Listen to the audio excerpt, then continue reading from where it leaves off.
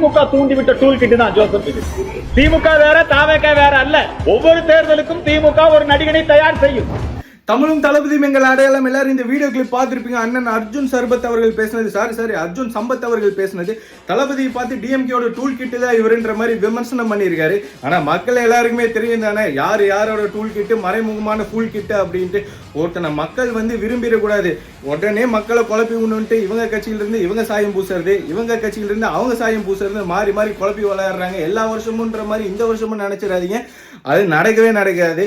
அதே மாதிரி நானும் என்னமோ நினைச்சேன், அரசியல்ல கடைசி ஒரு 4 மாசம் இருக்கு, என்னமோ இருக்கும் களம் அப்படின்னு நினைச்சேன். ஆனா ஒண்ணு புரியுது, அரசியல் தான் விஜய் தான் அரசியல்னு களம் மாறிட்டு இருக்கு.